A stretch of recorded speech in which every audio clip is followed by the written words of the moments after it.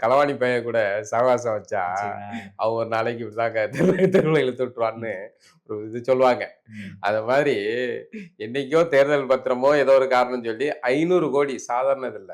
ஏற்கனவே வந்து 2G வழக்குல 200,00,00,000 தான் வந்து பெரிய இதா இருந்துச்சு. ம். ரூ. 500,00,00,000 இந்த மாரி ஒரு மார்ட்டின் லாட்டரி சீட்டு விக்கிற வியாபாரிட்ட இருந்து நீங்க வாங்கியிருக்கீங்க.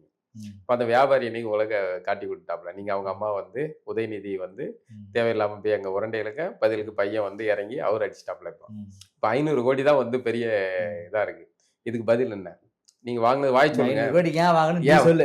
சொல்லு. ம். இப்போ இத கேட்கணும்ல. ம். இத கேட்க வேண்டிய ஜனநாயக சக்திகள், கருத்து சார்ந்து இயங்கக்கூடியவர்கள், சந்தோஷம். கருத்தியல் சார்ந்து பேசக்கூடியவர்கள், அறம் சார்ந்து பொங்கக்கூடியவர்கள் அதிமுக ஆட்சியில. ம். பொங்கக்கூடியவர்கள்லாம் இப்ப எங்க போனீங்க? ஏன்பா நீ ரூ. 500,00,00,000 அவன்ட்ட வாங்குன? அதுக்கு காரணம் என்ன? இடதுசாரிகள் 25 அத வாங்கினதாம்மா வாங்கினதாம்மா கொஞ்சம் மூளை குத்துக்கிறேன். 25,00,00,000 25,00,00,000 வாங்குனாங்கன்னு கம்யூனிஸ்டுகள போட்டு காட்சி எடுத்து, அவங்க வந்து நாங்க வந்து எங்க கையில வாங்கலையே, அக்கவுண்ட்ல தானே வந்துச்சு அப்படின்னு அவங்க சமாளிக்க வேண்டிய இருந்தாலும் அவங்க வாங்கினதுக்கு நீங்க இந்த அளவுக்கு போட்டு எல்லாரும் பண்றது ரொம்ப கேட்டாங்கல்ல. இப்பவாவது இந்த இடதுசாரிகள் கேட்கலாம்ல.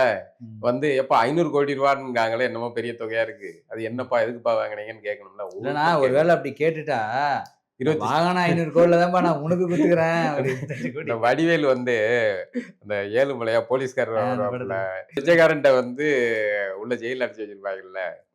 நேத்து லெக் பீஸ் பிரியாணிய தின்னீங்கல்ல, அது வந்து அவன்ட்ட பிச்சை எடுத்த காசு அவன்ட்ட புடுங்கி தின்ன காசுல வாங்குனது பிரியாணி தான் அப்படின்ட்டு இன்ஸ்பெக்டர் சொல்லுவாப்புல. அந்த மாரி இப்ப நம்ம 500,00,00,000 கணக்கு கேட்டா, தோழர் உங்களுக்கு 25,00,00,000 குடுத்தோம்ல தோழர்.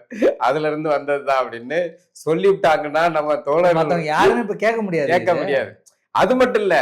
தோழர்களுக்கு இப்படி ஒரு சிக்கலா, அடுத்தது இந்த கருத்து ஏதாவது பேசக்கூடியவங்க இருக்காங்கல்ல, காலம்னிஸ்டுகள், கருத்தியலாளர்கள் இருக்காங்கல்ல, அவர்களுக்கெல்லாம் பங்கு போயிருக்குல்ல. முற்போக்கு போஸ்டிங் சிந்தனையாளர்கள். போஸ்டிங் போட்டு பங்கு போட்டிருக்காங்க. அப்பப்போ மத்த விஷயங்களுக்கெல்லாம் குடுத்துருக்காங்கல்ல. ம். இப்ப இவங்களும் கேட்க முடியாது. ஏப்பா அந்த 500,00,00,000 தான்ப்பா உங்களுக்கும் பங்குன்னா எங்க போய் மூஞ்சி வைக்கிறது? அதுதான் நம்ம நல்லவனா இருக்க முடியல எல்லாரையும் கெட்டவன் ஆக்கிடுவோம். இதான்.